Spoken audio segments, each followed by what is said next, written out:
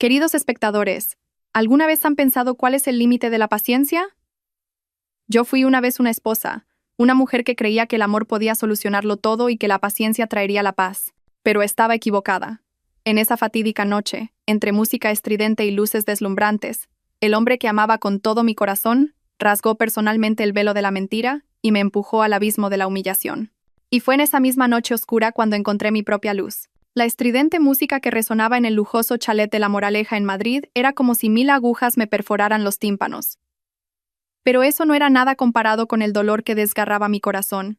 Me encontraba sola, de pie, en medio del ostentoso salón donde se celebraba la fiesta del 3er aniversario de la empresa de mi marido, Javier García.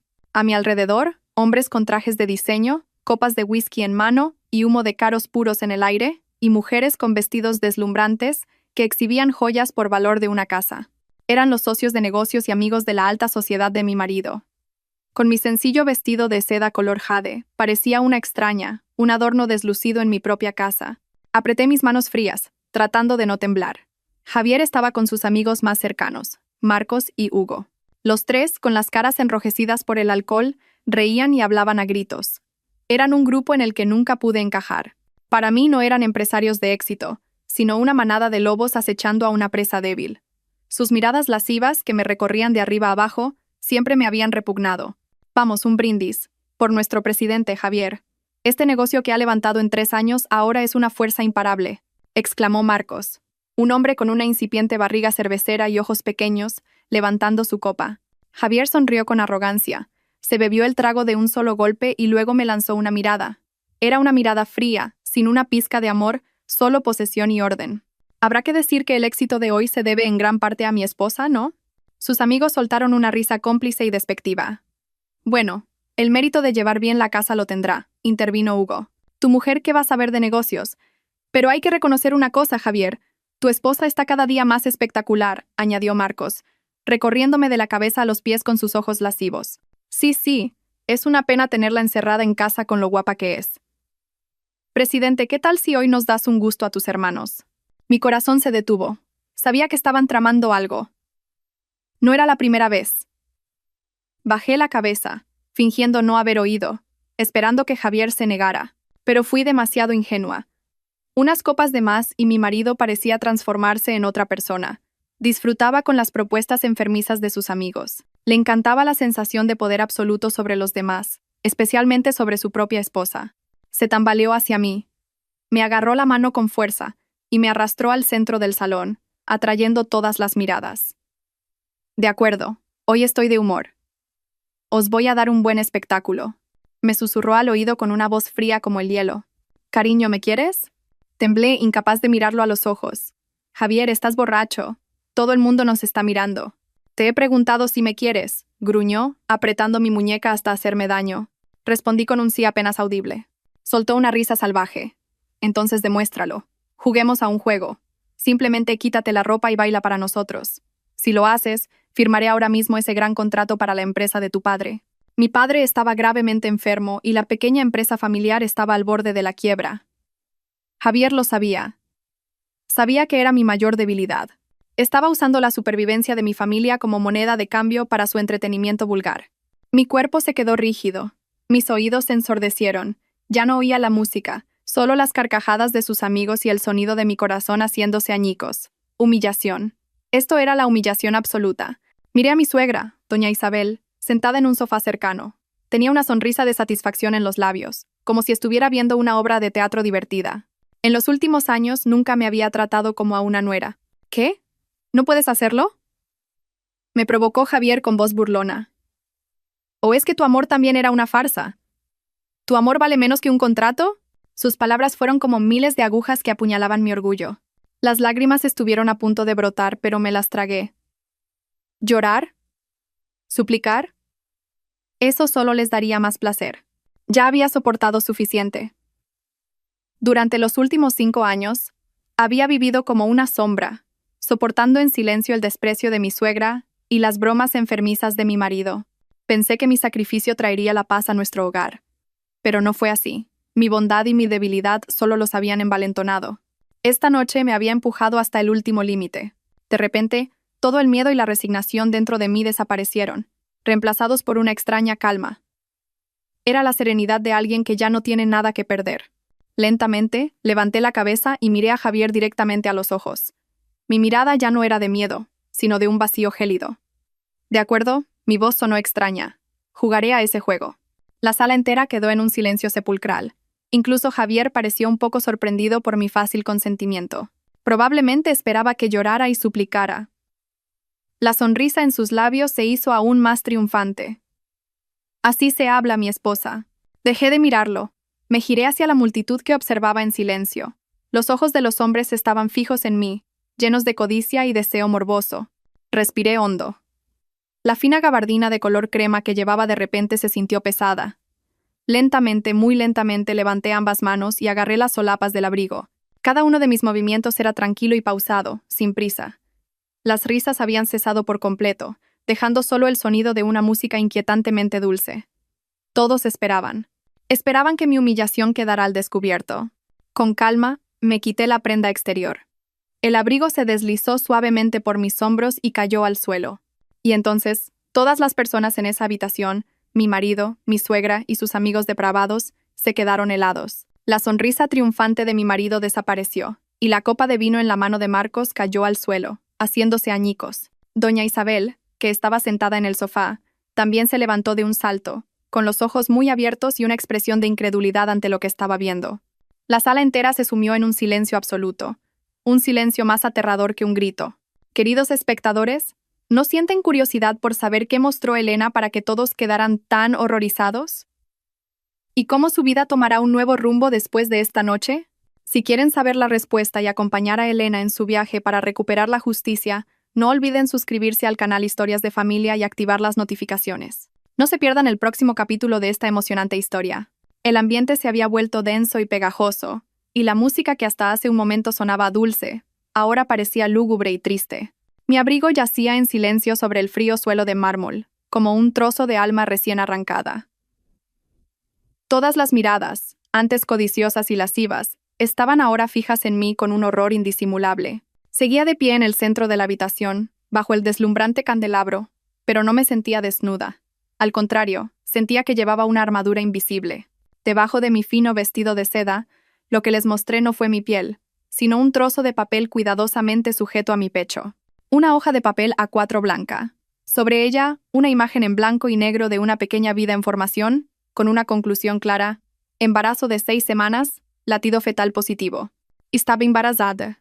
Después de 3 años de anhelo, de innumerables visitas secretas al hospital, de soportar las crueles palabras de mi suegra llamándome árbol estéril, finalmente el cielo se había apiadado de mí. Me enteré de la noticia esa misma mañana, justo antes de esta horrible fiesta. Quería darle a Javier una sorpresa. Quería comunicarle la feliz noticia en un ambiente romántico, pero él, precisamente él, lo había arruinado todo. ¿Tú estás embarazada? La voz de Javier tartamudeó. La arrogancia y la embriaguez habían desaparecido por completo de sus ojos, dejando solo un desconcierto incrédulo. Miró fijamente la ecografía pegada a mi pecho, luego volvió a mi cara, como tratando de confirmar si esto era real o una broma. No respondí, solo esbocé una leve sonrisa. Una sonrisa más amarga que las lágrimas. ¿Por qué, Javier? El juego aún no ha terminado. ¿Todavía quieres que baile para tus amigos? Cada palabra que pronuncié fue ligera como una pluma, pero como un martillo gigante golpeando el silencio de la habitación. Sus amigos, Marcos y Hugo, ahora pálidos, bajaron la cabeza, incapaces de mirarme directamente. Parece que incluso sus bromas enfermizas tenían un límite. No se atrevían a bromear con una mujer que llevaba en su vientre la sangre de su amigo. Pero mi suegra doña Isabel era diferente. Su asombro se convirtió rápidamente en furia y malicia. Se levantó de un salto y corrió hacia mí, con los ojos desorbitados. ¿Embarazada? ¿De quién estás embarazada? No creas que puedes engañar a nuestra familia con este truco. ¿Quién sabe si este niño es de Javier o de otro hombre? Cada palabra que escupía era una daga que se clavaba en mi corazón. Incluso en este momento me insultaba y dudaba de mi fidelidad. Javier pareció reaccionar al escuchar las palabras de su madre. No me defendió, ni refutó la calumnia de su madre. En cambio, la duda comenzó a brotar en sus ojos. Es verdad. ¿Por qué lo dices ahora? ¿Dónde has estado y con quién te has visto? Se unió a su madre para interrogarme como a una criminal. Resultó que a sus ojos, no solo era una inútil, sino también una mujer promiscua. El amor y la confianza que le había entregado durante los últimos años no valían nada. El dolor dentro de mí se transformó en una fría ira. Había albergado una tenue esperanza de que este niño fuera la cuerda que salvara nuestro matrimonio, que lo hiciera entrar en razón, pero no. Solo sirvió para revelar sus verdaderos rostros con mayor claridad. No lloré, ni me justifiqué. Sabía que en este momento cualquier explicación era inútil. Con calma, despegué la ecografía de mi vestido, la doblé con cuidado y la guardé en mi bolso. Luego me agaché, recogí mi abrigo y me lo puse de nuevo con dignidad.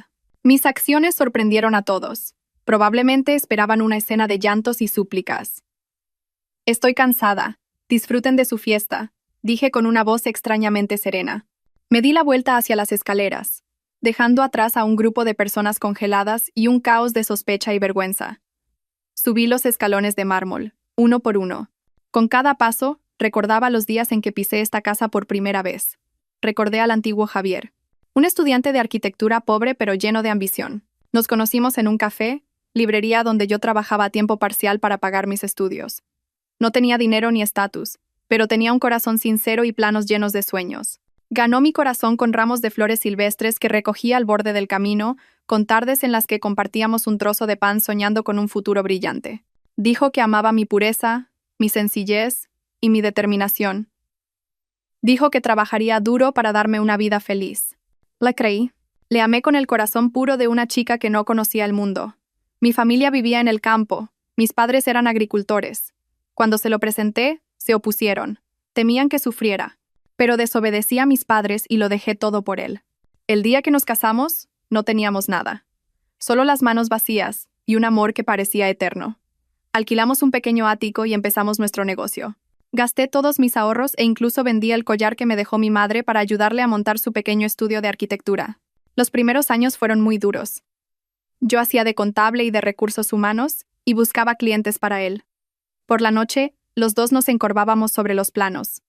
Fue duro, pero éramos muy felices. Y entonces, su empresa empezó a tener sus primeros éxitos. Conseguimos un gran proyecto, y el dinero empezó a llegar. Nos mudamos del humilde ático a un apartamento, y luego a este chalet. Nuestras vidas cambiaron, y él también cambió. Ya no era el joven sencillo de antes. Empezó a preocuparse por su apariencia y sus relaciones sociales. Se juntó con gente como Marcos y Hugo, a quienes antes despreciaba. Volvía a casa cada vez más tarde, siempre oliendo a alcohol y a perfume de mujer. Su madre, doña Isabel, también vino a vivir con nosotros después de enviudar. Me odió desde el primer día. Siempre pensó que yo no era digna de su hijo, que era una pueblerina que tuvo suerte de llamar su atención. Cuando la empresa de Javier tuvo éxito, su desprecio se hizo más explícito. Criticaba desde mi forma de vestir hasta mi forma de andar y el hecho de que no pudiera tener hijos. En lugar de protegerme, Javier siempre se ponía de su lado. Mamá está sola. Tienes que aguantar un poco, decía. Mi paciencia se convirtió en un hábito y luego en resignación. Me engañaba a mí misma pensando que, mientras la familia estuviera en paz, todos mis sacrificios valían la pena. No me di cuenta de que mi silencio estaba permitiendo que el mal creciera. Subí el último escalón hacia el segundo piso, me detuve y miré hacia el salón. La fiesta había terminado, los invitados se habían ido a toda prisa, no queriendo permanecer en un ambiente tan incómodo. Solo su familia estaba reunida susurrando algo. Sabía que estaban hablando de mí y del niño en mi vientre. Ella estaba empezando a tejer una nueva trampa, una más sutil y cruel que la humillación de la noche anterior. Cerré la puerta de mi habitación de un portazo. El sonido seco resonó como una declaración de ruptura. Quería aislarme de ese mundo exterior falso y malvado. Me dejé caer al suelo, apoyando la espalda en la fría puerta de madera. Mi cuerpo temblaba sin control. No de frío, sino de una ira y un dolor extremos. Todo había sucedido demasiado rápido y de repente. Hacía solo unas horas. Era una esposa que esperaba ansiosamente darle una feliz noticia a su marido. Ahora, era una mujer humillada, calumniada y dudada por el hombre que más amaba. El niño en mi vientre debía ser el fruto del amor, el lazo que uniera a la familia. Pero ahora, a sus ojos, se había convertido en una espina, en una herramienta para seguir culpándome y atormentándome. Abracé mi vientre, donde una pequeña vida crecía cada día. Las lágrimas volvieron a correr, pero esta vez no eran de debilidad, sino de odio. Bebé, lo siento. Mamá no puede darte un buen padre, ni una familia completa. pero te protegeré con mi vida. Los recuerdos de los días humillantes vividos en esta casa volvieron tan vívidos como si hubieran ocurrido ayer. Recordé una vez, hace aproximadamente un año, cuando rompí accidentalmente la copa de cristal favorita de doña Isabel. Tuve que arrodillarme en el salón durante 3 horas como castigo. Javier llegó a casa y me vio con las rodillas hinchadas y la cara llena de lágrimas. Pensé que me levantaría, que diría algo justo. Pero no. Me miró de reojo y dijo fríamente: si has hecho algo mal, tienes que ser castigada. Arrodíllate para que lo recuerdes toda la vida. La próxima vez no serás tan torpe. Esa noche, cuando arrastré mi cuerpo cansado a la habitación, él me exigió que me acostara con él como si nada. Dijo que era una forma de expiar mi error. Apreté los dientes y aguanté. Me sentí como una muñeca sin alma. Y recordé mi cumpleaños hace 6 meses. Por primera vez en años, Javier me invitó a cenar. Estaba tan feliz que me vestí con esmero. Esperaba que fuera un nuevo comienzo, una señal de que todavía se preocupaba por mí. Pero al llegar al restaurante, me di cuenta de que era una reunión social con sus amigos. Durante toda la cena solo habló de negocios y brindó con sus socios, dejándome sola en un rincón de la mesa. Después de la fiesta, estaba completamente borracho. Tuve que ayudarlo a llegar al coche yo sola. De camino a casa, porque me equivoqué de calle, se enfadó y me insultó gravemente. Paró el coche en medio del puente de Segovia, me empujó fuera y se fue a toda velocidad, dejándome sola en la noche fría. Tuve que caminar casi 5 kilómetros antes de encontrar un taxi. Cuando llegué a casa, él dormía como un muerto. A la mañana siguiente, no recordaba nada de la noche anterior. Solo se quejó de por qué no le había cambiado de ropa antes de acostarlo. Los fragmentos de esos dolorosos recuerdos se clavaban en mi corazón, recordándome mi propia estupidez y ceguera. ¿Por qué pude aguantar tanto tiempo? ¿Por qué seguía aferrándome a un amor que había muerto hacía mucho tiempo? Quizás porque estaba demasiado sola. Mis padres estaban en el campo y no gozaban de buena salud. No quería preocuparlos. No tenía muchos amigos. Había dedicado todo mi tiempo y mi corazón a Javier y a esta familia. Me había aislado, me había encerrado en una jaula de oro, confundiendo eso con la felicidad. Pero esta noche, la jaula se había roto. El pájaro dentro no había muerto, sino que había recuperado sus alas. Una dolorosa verdad me vino a la mente. La noche anterior, antes de la fiesta, mientras me preparaba en la habitación, escuché por casualidad a Javier hablando por teléfono con Marcos. La puerta no estaba bien cerrada, así que solo escuché unas pocas palabras, pero fue suficiente para que se me helara la sangre. No te preocupes, esta noche habrá un buen espectáculo. Mi mujer se ha vuelto un poco rebelde últimamente. Hay que ponerla en su sitio. ¿Qué espectáculo? Cuéntame. Lo de siempre. Le daré una lección que recordará toda la vida delante de todo el mundo. A ver si después de esta noche se atreve a levantar la cabeza. En ese momento, no di crédito a mis oídos. Me consolé pensando que había oído mal, que él no podía ser tan cruel. Pero lo que sucedió en la fiesta lo demostró todo. La humillación que sufrí no fue un acto impulsivo de un borracho. Fue premeditado. Lo hizo a propósito para humillarme y demostrar su poder. Quería convertirme en un perro sumiso, en un ser que solo obedeciera. Su maldad y su crueldad superaban los límites de lo humano. De repente, unos ligeros golpes en la puerta, y la voz de Javier sonó desde fuera. Ya no era una voz borracha, sino calculada. Elena, abre la puerta. Tenemos que hablar. Respiré hondo y me sequé las lágrimas a toda prisa. La función aún no había terminado. Me levanté y abrí la puerta. Javier entró, seguido de doña Isabel. La cara de Javier ya no mostraba ira, sino cansancio y un falso arrepentimiento. Doña Isabel estaba de brazos cruzados, con una expresión gélida. Él se acercó e intentó tomar mi mano, pero di un paso atrás. Lo siento, dijo en voz baja. Antes estaba demasiado borracho. No sabía lo que decía ni lo que hacía. ¿Puedes perdonarme? Doña Isabel carraspeó e intervino. Ya se ha disculpado. No es para tanto. Es normal que un hombre borracho diga o haga algunas cosas exageradas. Como esposa, deberías entender a tu marido. Miré a la madre y al hijo. Uno hacía el papel de pecador, el otro de juez. Una actuación perfecta. No dije nada, solo los miré en silencio. Mi silencio desconcertó un poco a Javier. Se acercó y dijo con voz más suplicante: Elena, no te enfades. Estás embarazada, no es bueno para el bebé. Es mi culpa. Todo es mi culpa. No volverá a pasar, te lo prometo. Promesas. ¿Qué tan baratas eran sus promesas ahora? Pero sabía que tenía que seguir actuando. Levanté lentamente la cabeza, con los ojos llenos de lágrimas. ¿Lo prometes de verdad? ¿Juras que serás bueno con nuestro hijo y conmigo, ¿Que no volverás a dejar que sufra ninguna injusticia? Levantó la mano al cielo y lo juró. Lo miré profundamente a los ojos, tratando de encontrar un atisbo de sinceridad, pero solo había falsedad. Sabía que se habían rebajado no por arrepentimiento, sino por el niño en mi vientre. Necesitaban un hijo. Doña Isabel necesitaba un nieto para continuar el linaje, para consolidar su posición en la familia. Javier necesitaba un hijo para atarme, para seguir controlándome. Asentí levemente con voz débil. Te creeré, pero necesito tiempo. Al ver que mi ira se había disipado, Javier soltó un suspiro de alivio. La expresión de doña Isabel también se suavizó. Así me gusta. Descansa pronto. Tienes que cuidar bien de mi precioso nieto. Dijo eso y se dio la vuelta para irse, pero no olvidó lanzar una última pulla. Para estar seguros, mañana iremos al hospital para hacer otra revisión. Solo podemos fiarnos del hospital de nuestra familia. Habían empezado a actuar. Incluso mi hijo nonato se había convertido en una herramienta en sus manos. Esta guerra iba a ser mucho más feroz de lo que había imaginado. La puerta se cerró y un silencio sofocante me envolvió. Las palabras de doña Isabel resonaban en mis oídos. Solo podemos fiarnos del hospital de nuestra familia, la clínica V Salud, de la que ella era una de las principales accionistas. Entendí perfectamente sus intenciones. No confiaba en mí. Quería controlarlo todo, incluso mi salud y la información sobre mi hijo. Un escalofrío me recorrió la espalda. Si iba allí, todos los resultados de las pruebas y la información sobre el feto estarían en sus manos. ¿Qué podría hacer? Podría distorsionar los hechos, montar otro teatro para perjudicarme. No quería ni pensarlo. Era como un pez en una tabla de cortar, y ellos eran los que sostenían el cuchillo, listos para despiezarme en cualquier momento. No podía quedarme sentada esperando la muerte. Tenía que encontrar una salida. Pero, ¿a dónde ir? ¿A casa de mis padres? Imposible. Javier y su madre seguramente irían hasta allí para presionar a mis padres. No podía causarles más preocupaciones. En medio de la confusión, un nombre me vino a la mente. Mi madrina, doña Carmen. Era la mejor amiga de mi difunta madre.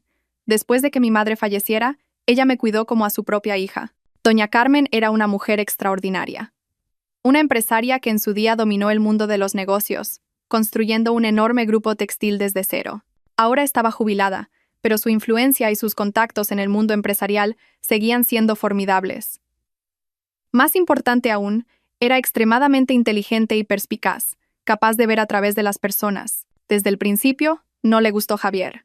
Ese chico tiene la astucia en los ojos. Ten cuidado, me dijo. Pero en ese momento, estaba ciega de amor y no escuché su consejo. Ahora, ella era la única persona que podía ayudarme. Esperé hasta cerca de la medianoche, segura de que Javier y su madre estarían profundamente dormidos, antes de abrir silenciosamente la puerta y bajar las escaleras de puntillas. No me atreví a encender las luces, así que me guié por la tenue luz que entraba por las ventanas. Usé el teléfono fijo del salón para llamar a doña Carmen. No me atreví a usar mi móvil, temiendo que Javier hubiera instalado una aplicación de rastreo. El teléfono sonó un par de veces y luego escuché su voz, somnolienta pero muy familiar.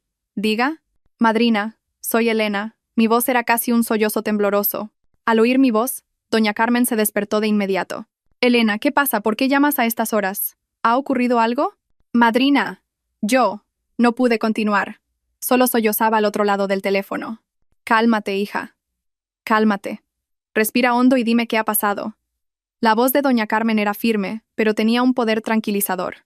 Contuve los sollozos y le conté todo brevemente, desde la humillante fiesta hasta el bebé en mi vientre y los planes de doña Isabel y su hijo. Pude sentir un silencio aterrador al otro lado de la línea mientras hablaba. Cuando terminé mi historia, doña Carmen no habló de inmediato. Hubo un largo silencio, luego un suspiro. Y entonces, con una voz más fría y decidida que nunca, dijo: «Te lo advertí, no me escuchaste. Pero llorar ahora no resolverá nada. Escúchame bien. Primero, bajo ningún concepto vayas a esa clínica V Salud. Mañana por la mañana, di que tienes amenaza de aborto y que necesitas ir al Hospital Universitario La Paz, donde están los mejores especialistas. Prepararé a alguien allí para asegurarme de que toda tu información esté protegida. Segundo, continuó, no puedes divorciarte ahora. Si te divorcias ahora, te echarán con las manos vacías y te quitarán la custodia del niño. Usarán la excusa de que no tienes trabajo ni bienes para quitártelo.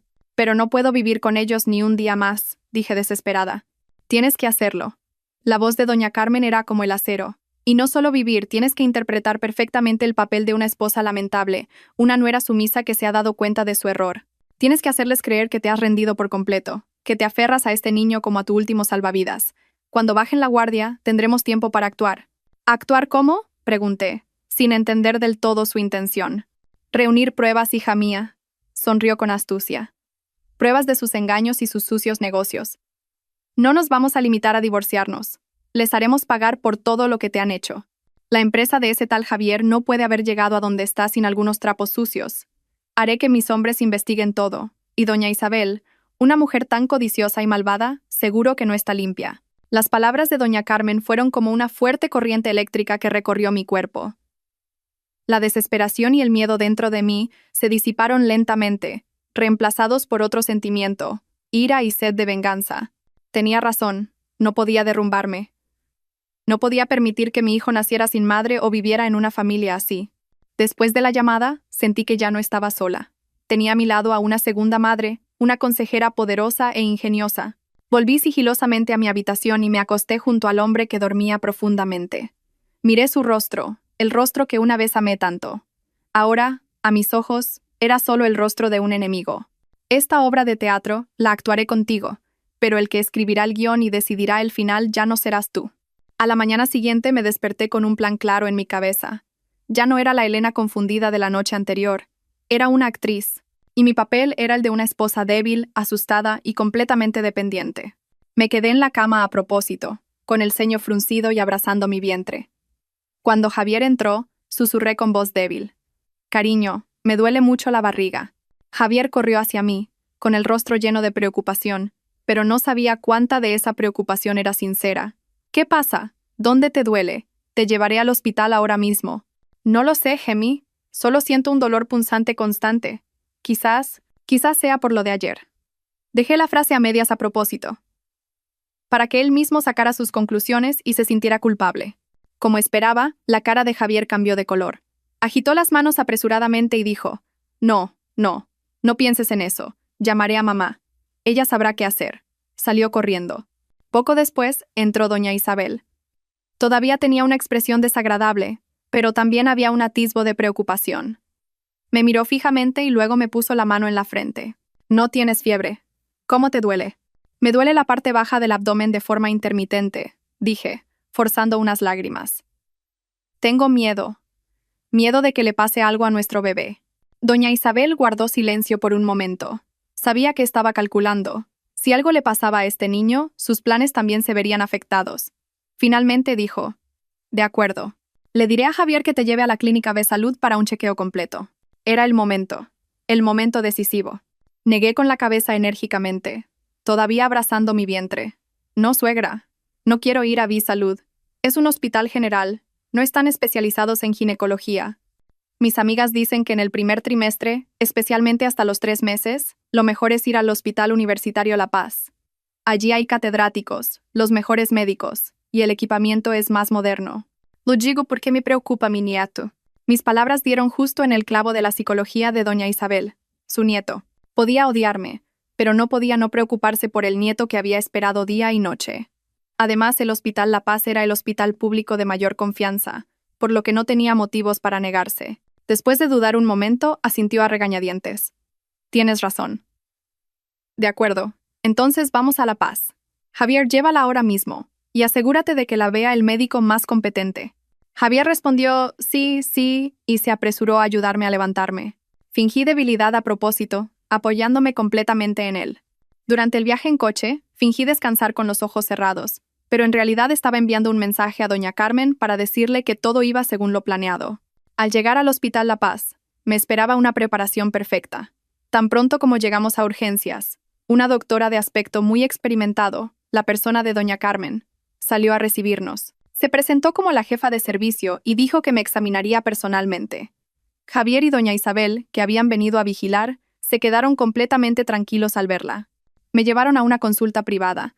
Después del examen, la doctora dijo con expresión seria: «La paciente muestra signos de una ligera amenaza de aborto, probablemente debido al estrés psicológico. Por seguridad, sería mejor que se quedara ingresada unos días para observación. Le proporcionaremos el mejor tratamiento y terapia para proteger el embarazo». Javier y doña Isabel no dudaron más al escuchar eso, y se apresuraron a hacer los trámites de ingreso. Me trasladaron a una habitación individual, tranquila y cómoda. Así, el primer paso fue un éxito. Me había liberado de su control directo y había ganado un espacio seguro y un tiempo precioso. Durante los días siguientes, interpreté mi papel de paciente a la perfección. Me quedaba en la cama leyendo, escuchando música, sin revelar en absoluto que estaba tramando algo. Javier y doña Isabel venían a visitarme todos los días, trayendo todo tipo de caldos y comidas nutritivas. Eran extrañamente amables conmigo. Javier no paraba de disculparse y hacer todo tipo de promesas, y doña Isabel ya no me criticaba, sino que me instaba a cuidar mi salud por el bien de su nieto. Yo solo sonreía en silencio y respondía así. Mi actitud sumisa los hizo bajar aún más la guardia, creyendo que me había rendido por completo. Mientras tanto, en el exterior doña Carmen y su red comenzaron a moverse. Todas las noches, después de que Javier se fuera, doña Carmen venía a visitarme en secreto. No como madrina, sino como una vieja amiga de mi madre. Me trajo la primera información. Javier, dijo en voz baja, la empresa de ese chico, por fuera parece próspera, pero por dentro está vacía. Lleva varios años con pérdidas, sobreviviendo principalmente gracias a los grandes contratos que consiguió con la reputación y los contactos que tú le proporcionaste. También tiene una deuda bancaria considerable. ¿Y doña Isabel? Ella se burló. Esa mujer es aún peor. He mandado a investigar y resulta que es una adicta al juego, no al juego de los bajos fondos, sino a la especulación en bolsa. Ha perdido una cantidad ingente de dinero, y ahora está siendo acosada por prestamistas de la mafia para que pague sus deudas. Le han dado un mes de plazo. Todo quedó claro. Por eso necesitaban el dinero con tanta urgencia. Por eso pusieron sus ojos en la empresa de mi padre. Por eso doña Isabel deseaba tanto un nieto. Necesitaba un heredero para atar a Javier, y necesitaba que Javier pagara sus deudas. No eran solo personas malvadas, eran bestias acorraladas, dispuestas a hacer cualquier cosa para sobrevivir. Entonces, ¿qué debo hacer ahora, madrina?, pregunté con voz preocupada. Doña Carmen me dio unas palmaditas en la mano. Sus ojos brillaban con astucia. Todavía no es el momento de precipitarse. Deja que piensen que están a punto de conseguir su objetivo. Tú descansa aquí tranquilamente. Tu trabajo ahora es mantenerte absolutamente a salvo. Yo me encargaré de todo lo de fuera. A la serpiente hay que atraparla cuando mete la cabeza en la trampa por sí misma. La miré con una sensación de absoluto alivio y confianza. Sabía que se estaba preparando una trampa más grande. Una tormenta más terrible. Y esta vez, la persona que estaría en el ojo del huracán no sería yo. Durante la semana que pasé en el hospital, me recuperé. El feto también se estabilizó. Pasé la mayor parte del tiempo leyendo, estudiando sobre gestión y finanzas. La historia de Javier y su madre me había dado una lección muy cara. No debía confiar ciegamente, y más importante, no debía carecer de conocimiento. Tenía que armarme para protegerme a mí misma y a mi futuro hijo. Doña Carmen venía a visitarme todas las tardes sin falta, actualizándome con la última información. He hecho que instalen un dispositivo de rastreo en el coche de Javier, susurró una tarde. Ese chico no solo tiene relaciones comerciales sospechosas, sino que también tiene una amante. Mi corazón dio un vuelco. Ya no lo amaba, pero la traición todavía dolía. ¿Quién es? Su secretaria personal. Joven, guapa y muy buena sacándole el dinero. Javier le ha comprado un apartamento de lujo y un coche caro. Todo a nombre de ella. Resultó que mientras yo soportaba el sufrimiento en silencio en casa, él se divertía con otra mujer fuera. La ira me invadió, pero la reprimí rápidamente. No era momento para los celos. Toda información era una pieza en este juego. ¿Tiene pruebas? Por supuesto. Doña Carmen sonrió. Tenemos videos de ellos entrando y saliendo de hoteles, registros bancarios de las transferencias secretas de Javier a ella, todo. Pero no lo usaremos todavía. El as en la manga hay que guardarlo para el momento más decisivo. Asentí, confiando plenamente en su plan. Exactamente una semana después, el médico me informó que estaba lo suficientemente sana para recibir el alta. Javier y doña Isabel vinieron a recogerme con caras felices. Pensaban que estaba completamente recuperada, una presa lista para continuar con su juego. Mientras recogía mis cosas, dejé a propósito una pequeña libreta debajo de la almohada. Era un diario que había empezado a escribir en el hospital. En él, escribí sobre mis miedos, mis remordimientos por haber causado problemas a mi marido y a mi suegra. Escribí que me había dado cuenta de mi error y que a partir de ahora me esforzaría por ser una buena esposa y una buena nuera. Estaba segura de que la desconfiada doña Isabel no lo pasaría por alto. Efectivamente, Esa noche, mientras estaba en el baño, doña Isabel entró sigilosamente en mi habitación. Por el resquicio de la puerta la vi abrir mi diario y leerlo, con una sonrisa de satisfacción en los labios. Creía que me había domesticado por completo. Mi actuación había tenido éxito a medias. Durante los días siguientes, viví como una persona completamente diferente. Ya no soportaba en silencio, sino que era proactivamente sumisa. Me levantaba temprano para preparar un desayuno abundante para toda la familia. Le compraba a doña Isabel los tónicos más caros, diciéndole que cuidara su salud. Incluso empecé a preguntar por el trabajo de Javier, fingiendo interés en los negocios de mi marido y dándole consejos ingenuos. Mi cambio de 180 grados hizo que Javier y doña Isabel sospecharan al principio, pero pronto creyeron que había cambiado por el bebé, que me había vuelto más considerada con la familia. En particular, empecé a mostrar un interés excesivo en el trabajo de Javier. A menudo le llevaba el almuerzo a la oficina. Por supuesto, mi objetivo no era cuidar de mi marido. Hacía mucho tiempo que no iba a la empresa y no pude evitar sorprenderme. La empresa de Javier había crecido mucho más. Los empleados iban y venían ajetreados, todo parecía muy profesional. Pero sabía que detrás de esa fachada brillante, los gusanos estaban devorándolo todo. Llevaba el almuerzo, pero mis ojos estaban ocupados observando mi entorno. Me hice amiga de los empleados, especialmente del equipo de contabilidad. Usé mi apariencia dócil y lamentable para ganarme su simpatía. Me quejaba de que me aburría en casa, de que me sentía inútil por no saber nada del trabajo de mi marido. Así fue como me hice amiga de la señora Morales, la jefa de contabilidad. Era una mujer de mediana edad, de aspecto estricto pero con una mirada muy cálida. Sentí que no le gustaban mucho Javier y sus amigos. Empecé un plan más elaborado, acercarme a la señora Morales y ganarme su corazón. A menudo le compraba pequeños regalos para sus hijos y le preguntaba por su familia. Poco a poco, la señora Morales también se abrió a mí. Un día, a la hora del almuerzo, cuando estábamos solas en el comedor, la señora Morales suspiró y dijo: «Señora Elena, usted también lo pasa mal. Le ha tocado un marido que solo piensa en sí mismo». Aproveché la oportunidad y mis ojos se llenaron de lágrimas. «Señora Morales, lo sé. Pero como esposa, ¿qué puedo hacer? Solo me preocupa la empresa. Últimamente Javier sale mucho a reuniones de negocios y parece que gasta mucho. Me temo que sus malos amigos le estén llevando por mal camino y perjudique a la empresa». La señora Morales me miró con compasión. Después de dudar un momento, dijo en voz baja: «Es verdad, a mí también me parecen extraños muchos gastos. El señor García últimamente solicita grandes sumas de dinero para gastos de representación, pero los justificantes son muy poco claros. Cuando le pregunto, me dice que lo deje pasar, que no pregunte tanto. Aquí está. La primera pista». Sabía que iba en la dirección correcta. Tomé la mano de la señora Morales y le dije con voz suplicante: «Señora Morales, ¿podría ayudarme? No pido mucho. Solo quiero saber si la empresa está realmente bien.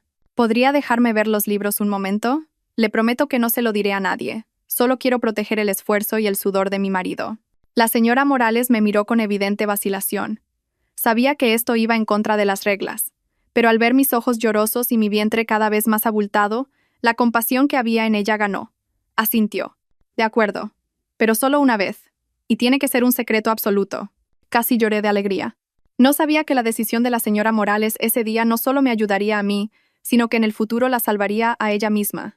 La primera puerta secreta de la empresa de Javier García se había abierto, y sabía que detrás había un laberinto de mentiras y crímenes. La oportunidad llegó un viernes por la tarde. Javier y la mayoría de los empleados se habían ido temprano para prepararse para el fin de semana. Usé la excusa de llevarle la cena a la señora Morales, que a menudo se quedaba a hacer horas extras. En la oficina de contabilidad vacía, bajo una tenue luz amarilla, la señora Morales cerró la puerta con llave y encendió su ordenador. «Solo tiene 30 minutos», dijo con voz todavía algo preocupada. «Yo vigilaré fuera». Asentí. Mi corazón latía con fuerza. Me senté en su silla, la mano que sostenía el ratón temblaba ligeramente. Ante mí se desplegaba todo el mundo financiero de la empresa de Javier García, un mundo al que nunca me había permitido entrar. No sabía mucho de contabilidad, pero no era tonta.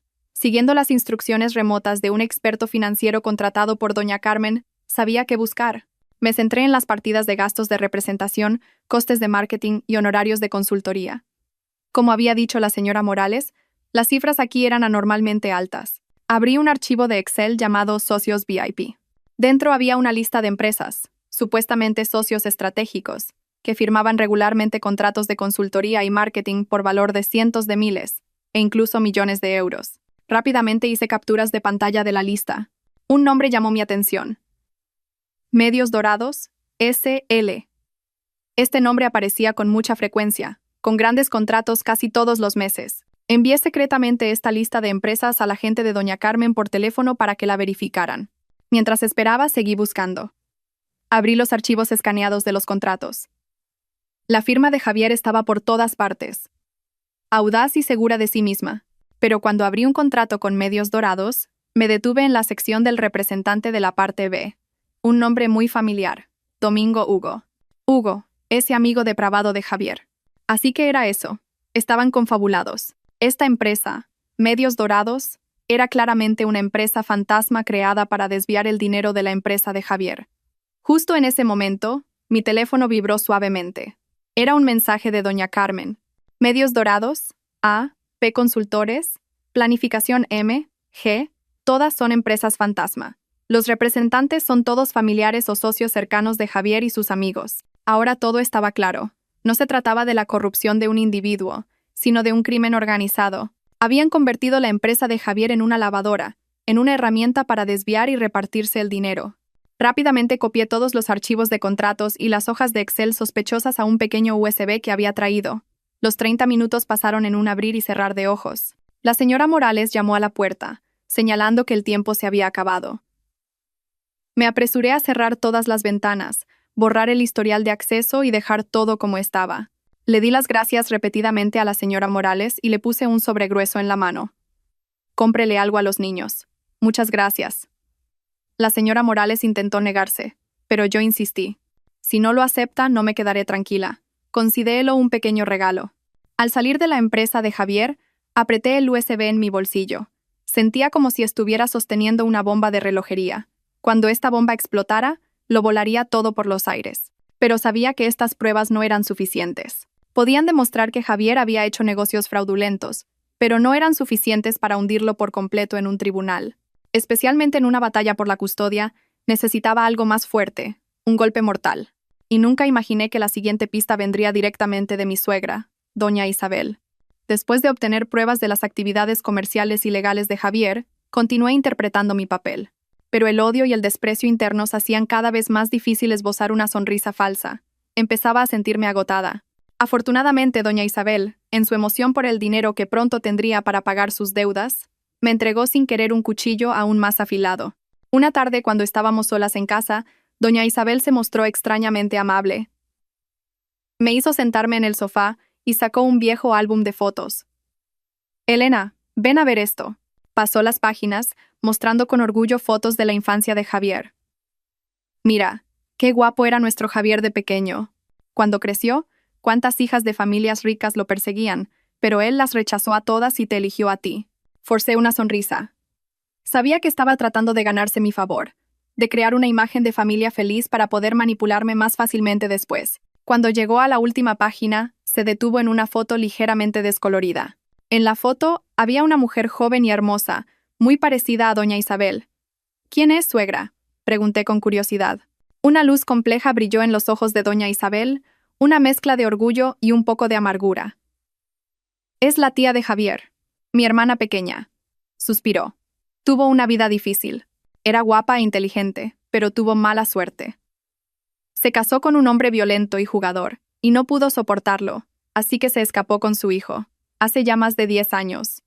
No hemos sabido nada de ella. Era una historia triste, pero había algo en la mirada de doña Isabel que no era tan simple». Pregunté despreocupadamente. «¿Y qué fue del marido de su tía?». Doña Isabel frunció los labios y dijo con desdén: «¿Ese hombre?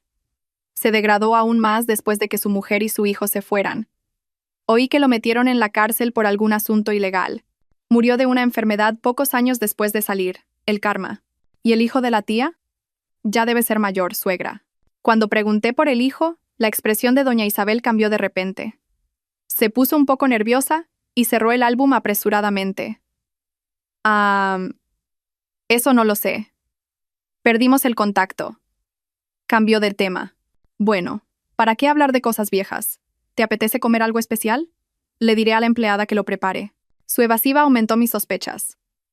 ¿Por qué reaccionaba de forma tan extraña al hablar del hijo de su hermana?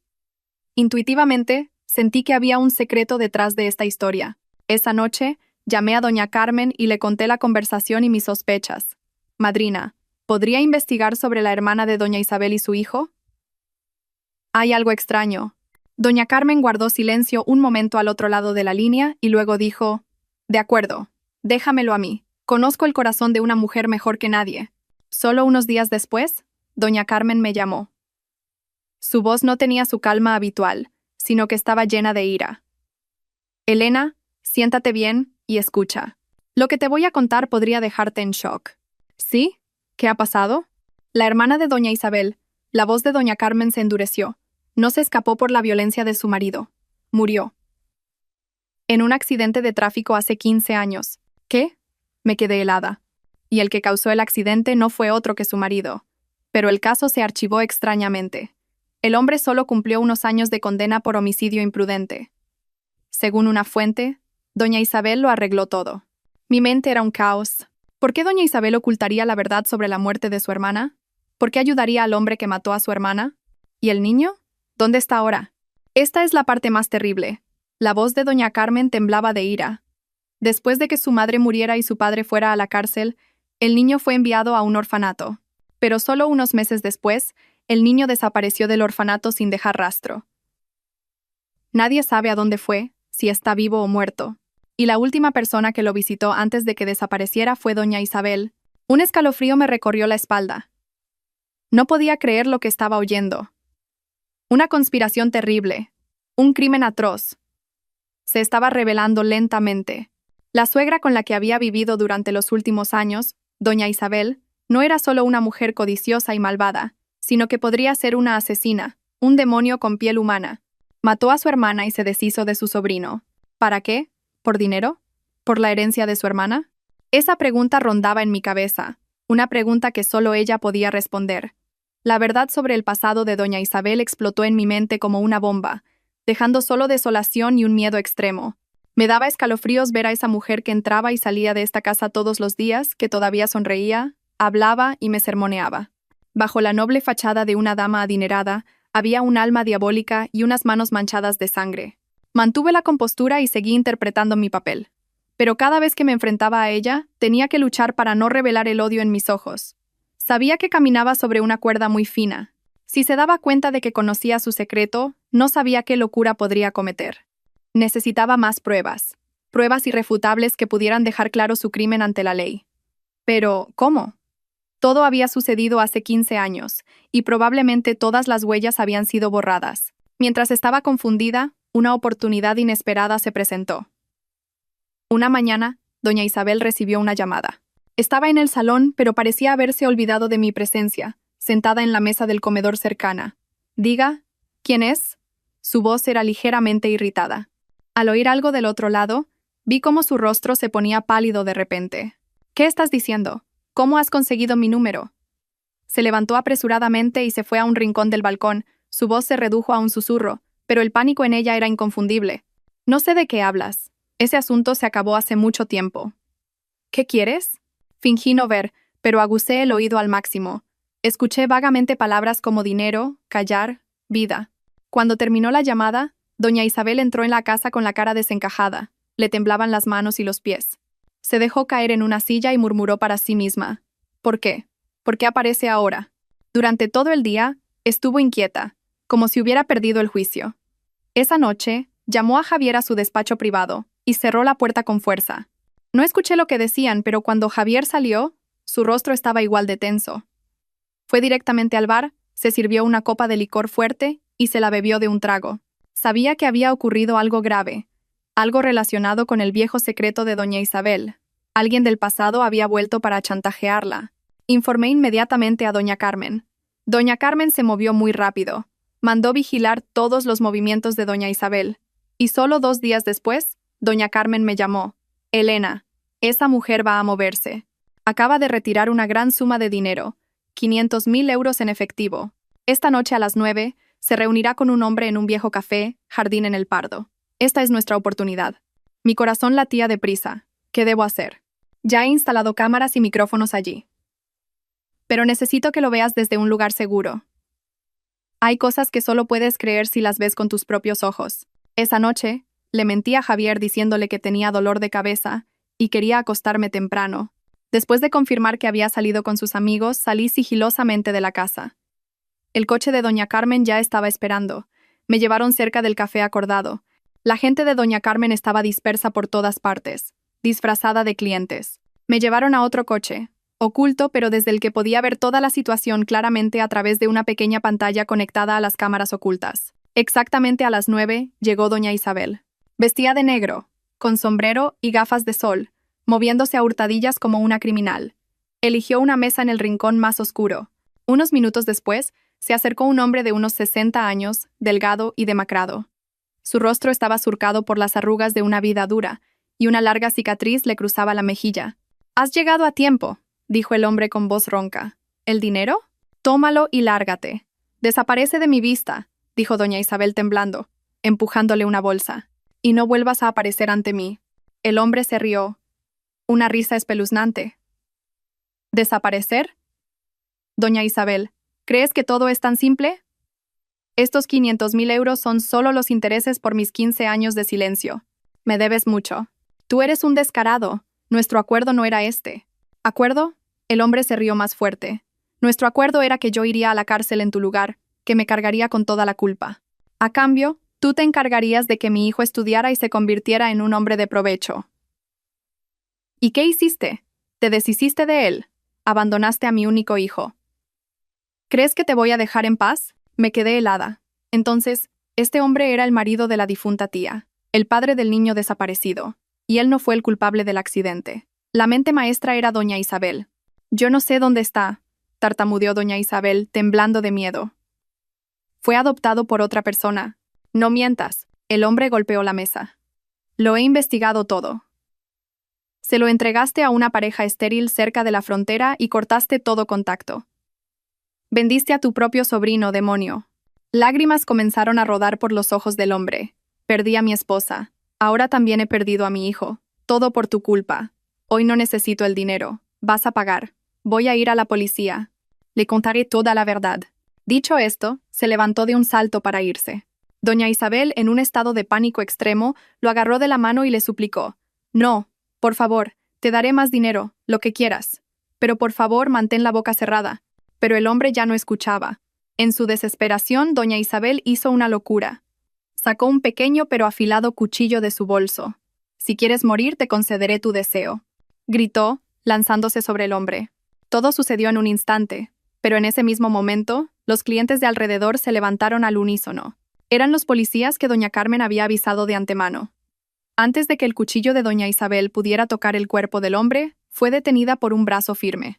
«Isabel Torres, queda usted detenida por intento de asesinato y encubrimiento de un delincuente». La función había terminado. El último crimen de doña Isabel quedó expuesto a la luz del día. La imagen de doña Isabel, gritando como una loca mientras era esposada en el café, fue grabada en su totalidad. Este video, junto con el testimonio del que fue su cuñado, el señor Rojo, y todas las pruebas que habíamos recopilado, formaron un expediente criminal irrefutable.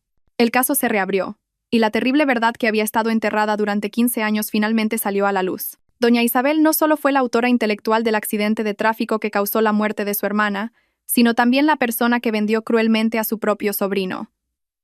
Su motivo no era otro que la codicia. Quería quedarse con toda la herencia que sus padres habían dejado a las dos hermanas. Compró el silencio del señor Rojo con dinero y la promesa de cuidar de su hijo. Una promesa que rompió brutalmente. La detención de doña Isabel sacudió a la alta sociedad de Madrid. La noticia se extendió como la pólvora. Javier, al enterarse de la detención de su madre, se derrumbó por completo. Corrió a la comisaría, pero ya era demasiado tarde. El imperio que madre e hijo habían construido sobre mentiras y crímenes comenzaba a desmoronarse. Este era el momento que había estado esperando. Mientras Javier estaba sumido en el caos, lancé mi golpe de gracia. Presenté todas las pruebas de la malversación de fondos de la empresa de Javier, la creación de contratos fantasma y el fraude fiscal al Departamento de Delitos Económicos de la Policía Nacional. Al mismo tiempo, presenté una demanda de divorcio en el juzgado, adjuntando todas las pruebas de su infidelidad, el complot para humillarme y su complicidad en el encubrimiento de los crímenes de su madre. Una verdadera tormenta se desató sobre la cabeza de Javier García. Tuvo que enfrentarse a dos guerras simultáneamente. Por un lado, una investigación penal que podría llevarlo a la cárcel. Por otro, una demanda de divorcio que podría dejarlo en la ruina. Sus mejores amigos, Marcos y Hugo, al enterarse del caso, cortaron todo contacto y desaparecieron. Las empresas fantasma que habían creado fueron descubiertas rápidamente, y se destapó una red de fraude organizado. Javier se quedó completamente solo. Corrió de un lado a otro, buscando los contactos de los que una vez se sintió tan orgulloso, pero nadie se atrevió a tenderle la mano. Nadie quería verse involucrado con una familia de criminales en desgracia. En su desesperación vino a buscarme de nuevo. Esta vez ya no había arrogancia ni falsedad. Se arrodilló ante mí en el mismo chalet que una vez consideró suyo. Lloró y suplicó perdón. Elena, me equivoqué. Realmente me equivoqué. Por favor, perdóname solo por esta vez. Retira la denuncia. Por favor, haré cualquier cosa. Dejaré a esa mujer y volveré contigo y con nuestro bebé. Sálvame solo esta vez. Miré al hombre arrodillado a mis pies, llorando a moco tendido. Su aspecto elegante y sofisticado había desaparecido, dejando solo una figura patética y miserable. Pero en mi corazón no había ni una pizca de compasión ni de perdón. Esbocé una sonrisa fría. ¿Perdón? ¿Con qué derecho pronuncias esas dos palabras? Cuando tú y tus amigos depravados intentasteis desnudarme en medio de la fiesta, ¿pensaste en el perdón? Cuando conspiraste con tu madre para robar el patrimonio de mi familia, ¿pensaste en el perdón?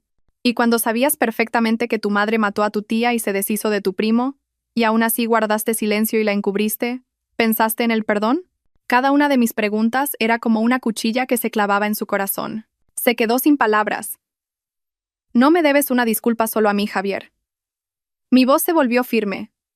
Se la debes a mi padre, al niño en mi vientre, a tu tía y a tu desafortunado primo. Es una deuda que no podrás pagar ni en toda una vida. Le di la espalda, no queriendo ver su rostro miserable ni un segundo más.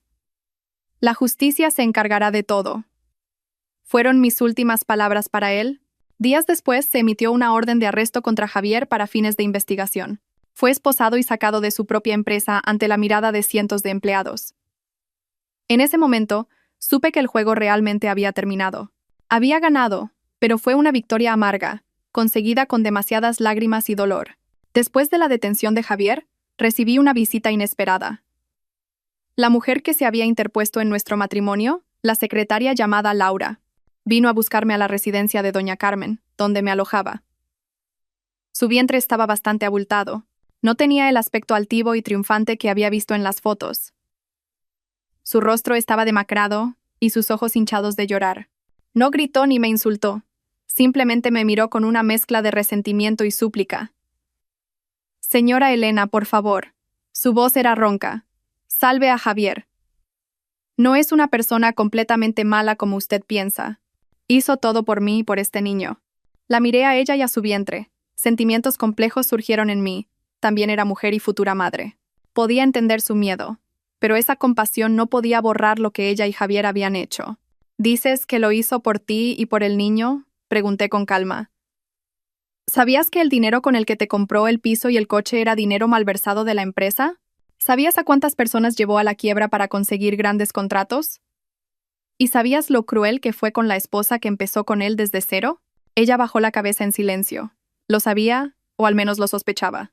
Pero eligió cerrar los ojos y disfrutar de una vida de lujo construida sobre la mentira y el sufrimiento de otros. No puedo ayudarlo, dije con firmeza. Tiene que pagar por lo que ha hecho. Y en cuanto a ti y al niño, esa fue tu elección. Elegiste ese camino, así que ahora tienes que asumir las consecuencias. Entré en la casa sin darle más oportunidad de suplicar. No era malvada, pero tampoco era una santa. Mi perdón no podía ser para aquellos que habían sido cómplices del mal. Solo esperaba que el niño inocente en su vientre pudiera tener una vida mejor en el futuro, sin ser afectado por los pecados de sus padres. El último rayo de esperanza fue la noticia sobre el primo desaparecido de Javier. Con la investigación policial y la ayuda de organizaciones sociales, se inició una búsqueda a gran escala, y ocurrió un milagro. Encontraron al niño, ahora un joven de 20 años, en un pobre pueblo pesquero cerca de Cudillero, en Asturias. Había sido adoptado por una pareja de pescadores sin hijos y vivía con el nombre de Eneco. Su vida había sido dura y humilde, pero había crecido sano y se había convertido en un joven bueno y sencillo. El día del reencuentro fue un mar de lágrimas. El señor Rojo, liberado bajo fianza a la espera del juicio, abrazó al hijo que había encontrado después de tantos años y lloró como un niño. Eran lágrimas de arrepentimiento y de felicidad tardía. Yo también estuve allí. Al ver a Eneko, un joven con ojos amables y una sonrisa inocente, me dolió el corazón. Debería haber tenido una vida más próspera y feliz. Decidí darle parte de mi patrimonio como compensación. Lo apoyaría para que pudiera estudiar y tener un futuro mejor. Era la única manera que tenía de consolar el alma de la difunta tía de Javier.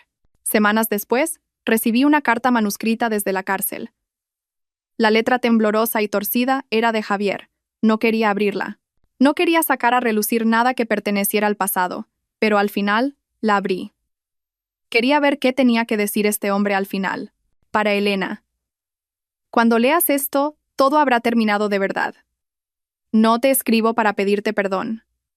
Sé que no tengo derecho. Solo quiero decirte una cosa, algo que quizás nunca creas. Te amé de verdad. Cuando te conocí en ese café, librería, quedé realmente fascinado por tu pureza y tu fuerza.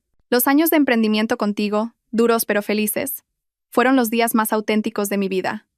Pero el dinero y la fama me cegaron. Me vi envuelto en una espiral de codicia e intrigas, y destruí con mis propias manos lo más valioso que tenía. Convertí nuestro amor en una apuesta y lo perdí todo. No espero que me perdones. Solo te pido que cuando nuestro hijo crezca, no le digas que su padre fue una persona horrible. Aunque sea mentira, déjale un recuerdo hermoso. Tengo una deuda de por vida contigo y con nuestro hijo. Adiós, Javier. Doblé la carta sin derramar una sola lágrima. Su confesión tardía ya no significaba nada para mí. El amor había muerto, solo quedaba el vacío. Tenía razón, había perdido. Pero yo, la vencedora, tampoco me sentía feliz. Se celebró el juicio final. Por cargos de fraude organizado y malversación, difamación y complicidad en el encubrimiento de un asesinato, Javier García y su madre, Isabel Torres, recibieron las sentencias más severas. Javier fue condenado a cadena perpetua, y doña Isabel, considerando su edad avanzada y su actitud cooperativa, a 20 años de prisión. Los amigos de Javier, Marcos y Hugo, y otros implicados en el blanqueo de capitales, también tuvieron que pagar el precio de pasar su juventud tras las rejas. El señor Rojo, por su valentía al denunciar el crimen de doña Isabel y su contribución en la búsqueda de su hijo, recibió la clemencia de la ley. Fue condenado a libertad condicional y se reunió con su hijo. El día de la sentencia, no fui al juzgado. No quería volver a ver sus caras. Me enteré de la noticia por el periódico. Cuando leí las palabras cadena perpetua, mi corazón estaba extrañamente tranquilo. Todo el rencor y el odio parecieron desvanecerse con ese veredicto. Había conseguido justicia, no solo para mí, sino también para las otras víctimas. Eso era suficiente. Me senté en mi nueva oficina, mirando el ajetreado paisaje urbano. No volví a mi antigua empresa. La vendí para romper por completo con el pasado. En su lugar, utilicé parte de mi patrimonio y mis conocimientos para crear un fondo de inversión especializado en apoyar a pequeñas empresas lideradas por mujeres. Quería usar mi poder para ayudar a otras mujeres, para que no cometieran los mismos errores que yo. En ese momento, entró doña Carmen. Llevaba una taza de té de manzanilla caliente. ¿Qué pasa, hija? ¿En qué piensas? Sonreí y negué con la cabeza. Nada, madrina. Solo sentía que por fin todo había terminado de verdad. No es el final. Doña Carmen dejó la taza en la mesa. Es el principio. Un nuevo comienzo para ti y para el angelito que está por nacer. Acarició suavemente mi vientre, con la mirada llena de cariño. ¿Has pensado en un nombre para mi nieta? Miré por la ventana. Los primeros rayos del amanecer brillaban intensamente. Sí, dije con voz llena de esperanza. Se llamará Arín. Deseo que su vida sea siempre pacífica y libre. Doña Carmen sonrió. Yo también sonreí. Mi vida, que había sido una tormenta, finalmente había anclado en un puerto tranquilo. Un nuevo amanecer estaba llegando. No solo para mí, sino también para las generaciones futuras. 6 meses después del juicio, mi vida abrió un capítulo completamente nuevo. Mi vientre crecía día a día, y sentía la conexión sagrada con la pequeña vida que se desarrollaba dentro de mí. Todo el ruido del pasado se había alejado, dejando solo calma y una emocionante expectación. El fondo de inversión Fénix, que nombré para conmemorar mi resurgimiento de las cenizas, comenzó a operar. No me involucré en la gestión diaria, sino que asumí el papel de presidenta del consejo para establecer la estrategia. La gestión cotidiana la dejé en manos de un equipo de profesionales de confianza de doña Carmen. Quería dedicar todo mi tiempo y mi corazón a prepararme para el papel más importante de mi vida, Ser madre. Una mañana, mientras leía en el tranquilo jardín de doña Carmen, el mayordomo me trajo un paquete. Era una pequeña caja de madera sin remitente. La abrí con curiosidad y encontré dentro una vieja libreta y una carta. La letra de la carta era suave y familiar. Reconocí de inmediato que era la letra de la señora Morales, la que me había ayudado. Abrí la carta a toda prisa. Para la señora Elena. Cuando lea esto, estaré muy lejos. Siento haberme ido sin despedirme. Después de que todo terminó, sentí que ya no tenía la cara para seguir en la empresa y enfrentarme a usted. Aunque no la lastimé directamente, mi silencio y mi pasividad ante las malas acciones de Javier García también son un pecado. Recibí demasiado dinero de usted. No lo merezco. Con ese dinero, pude enviar a mi hija a estudiar a Estados Unidos para que cumpliera su sueño. Con eso, creo que he saldado mi deuda con mi hija. Dudé mucho en enviarle esta libreta, pero al final decidí hacerlo. Es un registro personal que escribí mientras trabajaba para Javier. Dentro, probablemente hay secretos que ni siquiera la investigación ha descubierto todavía. No sé si esto le será de más ayuda, pero creo que tiene derecho a saber toda la verdad. Deseo que usted y su hijo estén siempre bien. Atentamente, Sra. Morales. Abrí la libreta a toda prisa. Página tras página, la señora Morales había registrado meticulosamente transacciones sospechosas, reuniones secretas y conspiraciones que había descubierto por casualidad. Y en la última página, leí un pasaje que me dejó atónita. Día I del mes X. Hoy el señor García ha vuelto a discutir con doña Isabel. Lo escuché por casualidad. Doña Isabel lo amenazó con revelar la verdad sobre la muerte del padre del señor García si no le daba dinero. El padre del señor García. ¿No murió de un ataque al corazón? ¿Qué otro terrible secreto puede haber? Mi cuerpo se quedó frío. El padre de Javier. El señor García padre. Solo sabía que había muerto hacía casi 10 años, poco después de que doña Isabel y su hijo se mudaran a vivir con él por un repentino ataque al corazón. Se consideró una muerte natural y nadie sospechó, pero este escrito sugería una posibilidad terrible. ¿Fue su muerte realmente natural? ¿O fue otro crimen encubierto? Cerré la libreta. Me temblaban las manos y los pies. Pensaba que todo había terminado, pero parecía que solo había pelado una capa de una cebolla podrida. ¿Cuántas capas más de crímenes se esconderían dentro? La libreta de la señora Morales, como una bomba de relojería, volvió a sacudir mi vida tranquila. El secreto de la muerte de mi ex-suegro me atormentaba. Pasé varias noches en vela, debatiendo si debía reabrir este caso. Una parte de mí susurraba que el pasado era el pasado, que los malvados ya habían sido castigados y que debía vivir mi nueva vida, que no me enredara más en asuntos complejos y peligrosos. Pero por otro lado, mi conciencia no me lo permitía. Si realmente fue un asesinato, el alma del difunto aún no descansaría en paz, y los culpables, aunque estuvieran en la cárcel, sus crímenes aún no habrían salido a la luz. Finalmente, decidí acudir a doña Carmen. Era la única persona en la que podía confiar y pedir consejo. Después de examinar la libreta y escuchar mi historia, doña Carmen se sumió en profundos pensamientos durante un largo rato. Su rostro mostraba una profunda preocupación. «Elena, esto no es un asunto sencillo», dijo con voz seria. «Sucedió hace 10 años. Todas las pruebas probablemente han desaparecido. Además, los principales sospechosos, Javier y doña Isabel, están ambos en la cárcel. Reabrir el caso será muy difícil y podría ponerte en peligro. Pero si es verdad, no podemos hacer como si no lo supiéramos, madrina», dije con una mirada decidida. La vida de una persona no puede ser olvidada así. Doña Carmen me miró y asintió en silencio. «De acuerdo.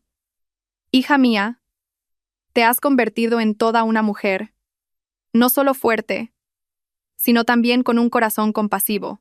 Bien, si has tomado una decisión, te ayudaré hasta el final». Cogió el teléfono y llamó a un viejo amigo, un ex comisario de policía retirado pero que todavía gozaba de gran prestigio y contactos dentro del cuerpo. Le explicó toda la situación, destacando los puntos sospechosos y los registros de la señora Morales. El comisario, al otro lado de la línea, escuchó con mucha atención y prometió reabrir la investigación en secreto desde el principio. La investigación se llevó a cabo en silencio. Traté de no distraerme, centrándome en mi embarazo y en la gestión del fondo de inversión. Pero cada día, esperaba noticias con ansiedad. Casi un mes después, el comisario nos pidió a doña Carmen y a mí que nos reuniéramos con él personalmente. «Hemos encontrado algunos avances», dijo con voz baja y segura. «Según los registros médicos, es cierto que el señor García padre tenía antecedentes de enfermedad cardíaca. Pero lo extraño es que la noche de su muerte, solo estaba doña Isabel en casa. Javier estaba de viaje de negocios en ese momento. Doña Isabel declaró que tuvo un ataque al corazón repentino y murió antes de que llegara la ambulancia. ¿Qué es lo extraño?, pregunté con impaciencia. Hemos vuelto a encontrar al paramédico que acudió ese día. Según su testimonio, cuando llegó al lugar, doña Isabel estaba muy tranquila, sin mostrar el pánico de alguien que acaba de perder a su marido. Y casualmente vio un extraño frasco de pastillas sin etiqueta en la mesita de noche. Cuando intentó preguntar, doña Isabel lo retiró apresuradamente. Un extraño frasco de pastillas. Mi corazón latía deprisa. Eso no es todo, continuó el comisario. Hemos descubierto otro hecho sorprendente. Doña Isabel no era la esposa legal del señor García padre. Solo era su amante. La esposa legal del señor García había fallecido poco antes por una enfermedad crónica. Según el testamento que dejó el señor García, toda su fortuna sería heredada por su único hijo, Javier García. Pero había una cláusula. Javier solo podría ejercer plenos derechos de herencia al cumplir los 30 años. Si el señor García fallecía antes de esa fecha, el patrimonio sería gestionado por un comité fiduciario, y doña Isabel no recibiría ni un céntimo. Todo encajó como las piezas de un rompecabezas. El motivo era demasiado claro. Doña Isabel estaba al lado del señor García, pero no tenía estatus legal ni patrimonio. Temía ser expulsada con las manos vacías. Si el señor García moría justo antes de que Javier cumpliera los 30, como única tutora de Javier, ella podría controlar toda la fortuna. Sospechamos que doña Isabel asesinó al señor García utilizando algún tipo de veneno que puede inducir síntomas similares a un ataque al corazón, concluyó el comisario. Pero para demostrarlo, necesitamos la última prueba. Necesitamos su propia confesión. Conseguir una confesión de una zorra astuta como doña Isabel no era fácil, especialmente estando en la cárcel. No admitiría nada, seguiría proclamando su inocencia y maldiciéndome por haber arruinado a su familia. Pero los policías tenían sus métodos. No usaron la tortura, sino la guerra psicológica. Le mostraron fotos actuales de Javier, sufriendo y desesperado en la cárcel. Le dijeron que si confesaba con franqueza, podrían considerar una reducción de la pena y tendría la oportunidad de ver a su hijo antes. Pero el golpe de gracia fue cuando hicieron que el primo de Javier, Eneco, se reuniera con ella. Ese joven bueno y sencillo se arrodilló ante la mujer que había destruido a toda su familia. Sin una sola palabra de reproche, solo le hizo una pregunta. Tía, ¿por qué le hiciste eso a mi madre? ¿Qué mal te hizo mi madre? Esa pregunta inocente y dolorosa fue lo que derribó por completo la última barrera de defensa de doña Isabel. Miró a Eneco. Vio la imagen de su desafortunada hermana y la de su propio sobrino al que había abandonado cruelmente. Apoyó la cabeza en la mesa y comenzó a sollozar. Y entre sollozos, lo confesó todo. Admitió que había puesto un veneno que compró en el mercado negro en el té del señor García. Se sentó tranquilamente y lo vio retorcerse de dolor hasta su último aliento. Montó el teatro perfecto de un ataque al corazón repentino. Un terrible crimen que había estado enterrado durante 10 años finalmente salió a la luz. Se celebró un juicio especial.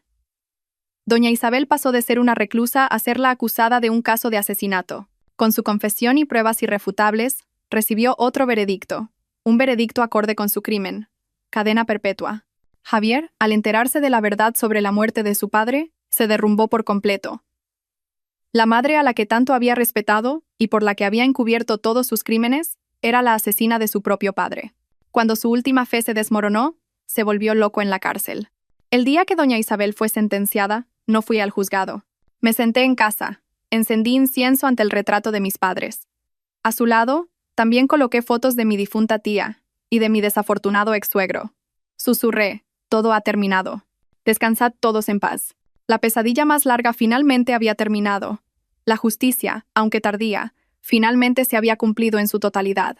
Mi corazón se sentía tranquilo y ligero. Había hecho lo correcto, no solo por mí, sino también por las almas que habían muerto injustamente. El tiempo es, en verdad, una fuerza misteriosa. No borra las cicatrices, pero las cubre con una fina capa de olvido, desgasta los bordes afilados del dolor y, finalmente, devuelve a todas las cosas su justicia original. Tras el último juicio, cuando la tormenta mediática y los días de guerra psicológica pasaron, mi vida regresó lentamente a la órbita de la calma. Pero sabía que para aquellos que habían sembrado vientos, la cosecha de tempestades apenas comenzaba. La red del cielo es grande y sus mallas son anchas, pero no deja escapar nada. La red que ellos mismos tejieron con codicia y maldad finalmente los aprisionó, sin dejarles escapatoria. El primero en beber la copa amarga fue, Como no podía ser de otra manera, Javier García, el hombre que una vez fue mi mundo entero, el marido que amé con toda mi inocencia y pasión. Ahora, era solo un nombre frío en un registro penitenciario. La sentencia de cadena perpetua fue el punto final a la vida de ostentación que había construido sobre mentiras. A veces, a través de mi abogado, me llegaban noticias suyas. Ya no era el arrogante y poderoso presidente García. Las 4 frías paredes de la celda le arrancaron rápidamente su brillante caparazón, revelando a un perdedor miserable.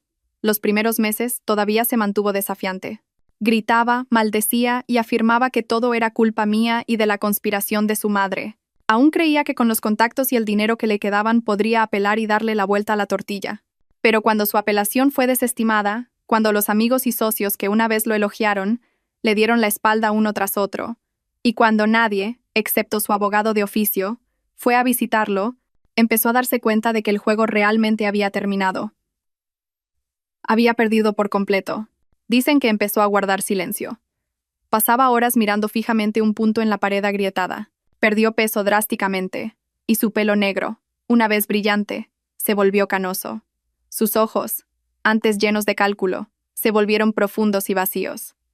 Por las noches, tenía pesadillas y gritaba nombres en sueños. Mi nombre, el de su tía asesinada, e incluso el de su padre, al que nunca llegó a conocer de verdad. El remordimiento de conciencia que había intentado enterrar bajo el caparazón del éxito ahora afloraba, carcomiéndolo cada día, a cada hora. La última carta que me envió, con sus palabras de arrepentimiento tardío, fue probablemente uno de sus raros momentos de lucidez. Pero incluso esa lucidez fue pronto engullida por la oscuridad de la desesperación. Había destruido todo con sus propias manos: su negocio, su familia, su amor y a sí mismo. El resto de su vida no sería más que una larga sucesión de días de arrepentimiento y soledad. Un precio demasiado alto, pero la consecuencia natural de sus pecados. El destino de sus cómplices no fue mejor. La secretaria Laura, la amante de Javier, que soñaba con convertirse en la señora de la casa una vez que yo fuera eliminada, despertó bruscamente de su fantasía. Tras la detención de Javier, el apartamento de lujo, el coche caro y todo lo que había comprado con fondos ilegales fue confiscado. Con un vientre cada vez más abultado, se encontró de repente sin nada. Ninguna empresa quería contratar a alguien implicada en un escándalo económico tan grande.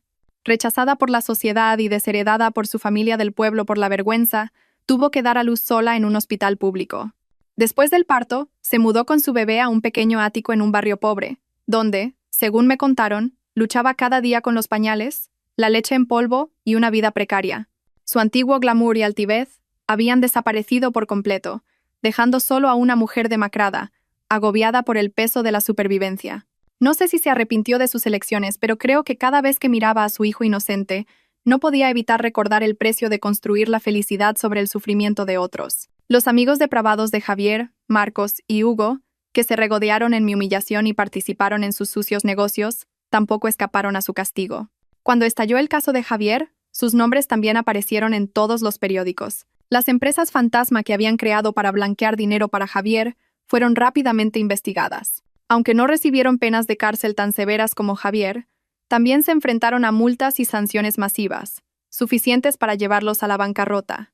Pero el castigo más duro para ellos vino de la alta sociedad de la que tanto se enorgullecían. Se convirtieron en parias. Ningún socio quería hacer negocios con ellos. Ningún amigo quería verlos. A donde quiera que iban, eran señalados. La ruina y la pérdida de reputación, ese fue el precio que tuvieron que pagar. Una vez, vi a Hugo de lejos. Ya no conducía un deportivo ni vestía trajes de diseño. Estaba sentado solo en un bar de tapas, con la cara demacrada y la barba descuidada, bebiendo vino desesperadamente. El precio de vender la propia integridad por placeres vulgares fue el vacío y la falta de sentido de una vida sin rumbo. Y finalmente, la fuente de todo mal, doña Isabel. Para una mujer de su edad, una condena de 20 años era, en la práctica, una cadena perpetua, pero el castigo de la ley parecía demasiado leve en comparación con lo que tuvo que soportar en sus últimos años. El shock de la revelación de sus crímenes, el encarcelamiento de su único hijo y la pérdida de toda su fortuna destruyeron por completo su ya debilitado cuerpo. En la cárcel enfermaba constantemente. De ser una señora atendida por sirvientes, tuvo que vivir en un entorno duro y miserable. Pero el sufrimiento físico no era nada comparado con el tormento mental. Los fantasmas de su hermana asesinada, su sobrino vendido y el marido al que envenenó la atormentaban cada noche. Dicen que gritaba y deliraba por las noches, llamando a su hermana, a su sobrino, para luego maldecir y llorar.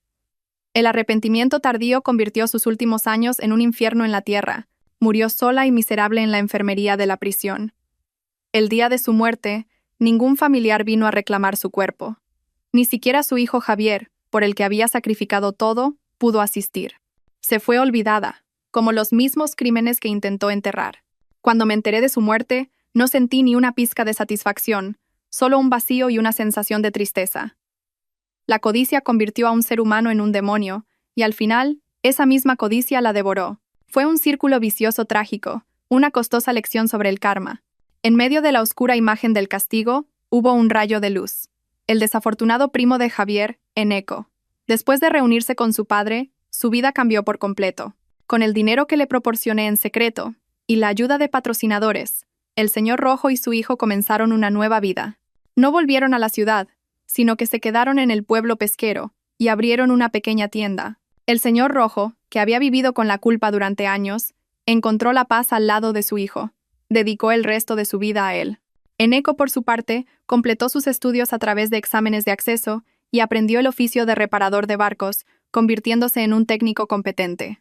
A menudo me llamaba, y su voz ya no era tímida, sino llena de alegría y gratitud. Me hablaba de su trabajo, de sus nuevos amigos, de sus planes de futuro.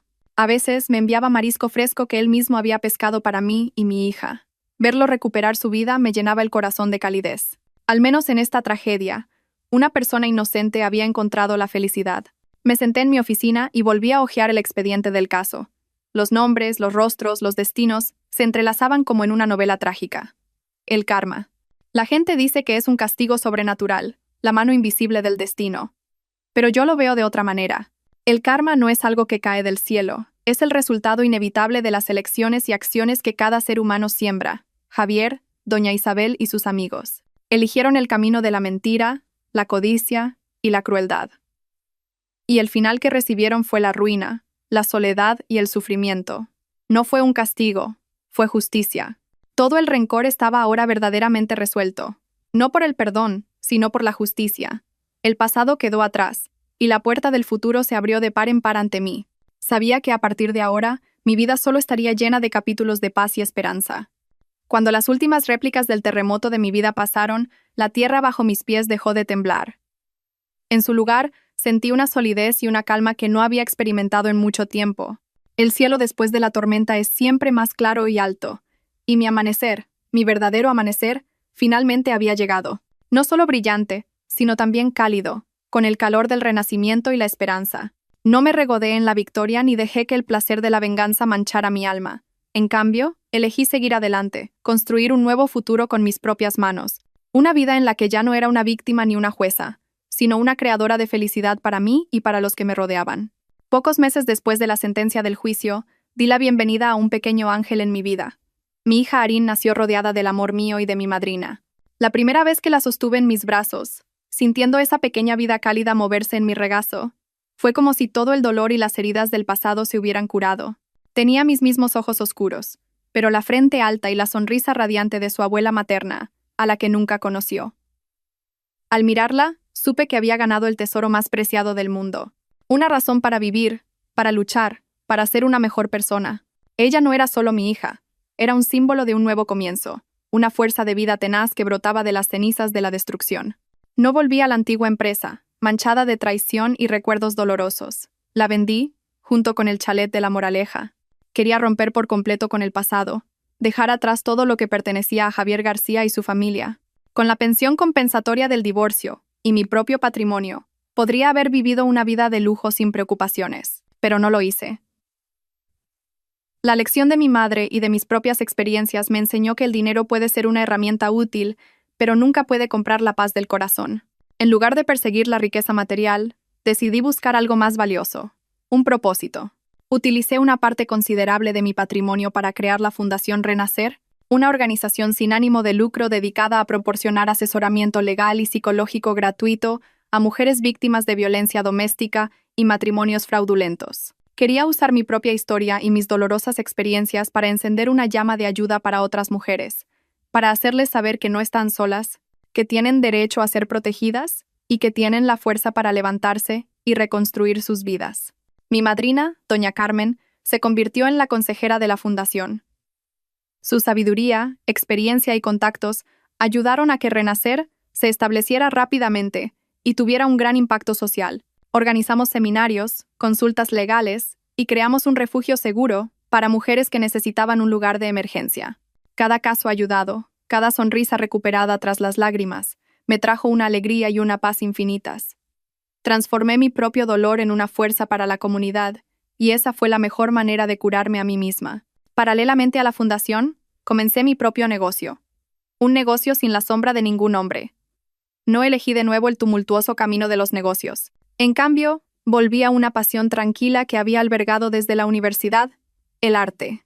Abrí una pequeña galería llamada Arín, no solo para exhibir las obras de jóvenes pintores talentosos, sino también como un lugar para dar clases de arte gratuitas a niños de entornos desfavorecidos. Quería sembrar las semillas de la belleza y la creatividad en sus almas, para que el arte pudiera curar heridas y dar alas a los sueños. Mi vida ahora era ajetreada pero muy tranquila. Por las mañanas jugaba con mi hija, viéndola explorar el mundo con sus ojos claros. Durante el día, iba a la galería y me sumergía en el mundo de los colores y las ideas creativas. Por las noches, trabajaba en la fundación, leyendo expedientes, escuchando historias y buscando soluciones con el equipo. A veces, doña Carmen pasaba con comida deliciosa y consejos valiosos. Nos sentábamos juntas, 3 generaciones de mujeres, compartiendo historias y risas. Mi hogar ya no era un chalet frío, sino un verdadero refugio lleno de amor y risas. Una tarde de fin de semana, mientras pintaba torpemente con Arín en el jardín, Eneco, el primo de Javier, vino a visitarnos. Ya no era el joven tímido del campo. Después de 2 años de estudio con mi ayuda y la de doña Carmen, se había graduado con honores en ingeniería y ahora trabajaba como un competente ingeniero mecánico en una gran empresa naval. Le trajo a Arín un modelo de barco de madera que él mismo había hecho. «Gracias, Elena», dijo con voz sincera. «Si no fuera por ti, nunca habría salido de ese pueblo pesquero. Me diste una nueva vida». «No digas eso», sonreí. «Fue gracias a tu propio esfuerzo. Estoy muy orgullosa de ti». Al ver al joven fuerte y bueno frente a mí, mi corazón se sintió realmente cálido. El torbellino de pecados de la familia García no había manchado su alma pura. Él era la prueba de que incluso en el entorno más oscuro, la bondad y la voluntad pueden brotar y crecer. La vida transcurrió así, en paz. Ya no pensaba mucho en el pasado. Se había convertido en una página de un libro viejo, una lección guardada. Ya no odiaba a Javier ni a doña Isabel. Solo sentía lástima por esas vidas que se habían autodestruido por la codicia. Aprendí a perdonar, no por ellos, sino por mí misma, para no cargar más con el peso del odio, para que mi alma estuviera en paz y libre. Un día, revisando viejas fotos de mi madre, encontré una en la que aparecía, de joven, junto a un hombre desconocido. Sonreían muy felices, y la forma en que se miraban estaba llena de afecto. Detrás de la foto, una nota manuscrita decía: «Recuerdo de Mallorca, 1990». De repente, me di cuenta de que no sabía casi nada de la vida de mi madre antes de conocer a mi padre. Le pregunté a doña Carmen con la foto en la mano. Ella la miró y sus ojos se volvieron nostálgicos. «Ese fue el primer amor de tu madre», me contó. «Un pintor pobre pero con mucho talento. Se querían profundamente, pero tuvieron que separarse por la oposición de la familia y la diferencia de estatus». La historia de doña Carmen me sorprendió. Resulta que mi madre también tenía un pasado, una historia de amor agridulce. De repente, comprendí que incluso las mujeres más fuertes tienen sus propios rincones ocultos y sus heridas en el corazón. El amor no siempre tiene un final feliz, pero lo importante es cómo lo enfrentamos, cómo nos levantamos después de la caída, y continuamos viviendo una vida con sentido. No intenté buscar al hombre de la foto. Respeté el pasado de mi madre. En cambio, decidí hacer un viaje. Llevé a Arín y a doña Carmen a esa isla de amor y recuerdos, Mallorca. Paseamos por la playa, vimos las palmeras mecerse con el viento y visitamos una pequeña galería en una colina apartada. En el espacio tranquilo, entre los coloridos paisajes, sentí una extraña conexión con mi madre fallecida. Era como si pudiera ver a esa joven, llena de amor y esperanza, caminando por estas mismas calles. Esa noche, nos sentamos en un pequeño café, contemplando las luces de la ciudad que brillaban como una galaxia. Arín dormía profundamente en mis brazos. Doña Carmen dijo en voz baja: «Al verte ahora pienso en tu madre. Estaría muy orgullosa de ti». Sonreí con satisfacción. Sí, creo que mamá también estaría orgullosa. No dejé que la tragedia de la vida me destruyera. Me levanté más fuerte y viví una vida más brillante de lo que ella podría haber esperado. Ya no busco un refugio tranquilo en otro hombre. He creado ese refugio por mí misma. No es un castillo ni un imperio empresarial. Es la libertad del alma, la alegría del trabajo, la risa de mi hija y el amor incondicional de mis seres queridos. Mi nuevo amanecer no es un destino, es el viaje en sí mismo. Y sé que este viaje será muy largo y hermoso, con innumerables cosas buenas esperándonos a mí y a mi hija en el futuro.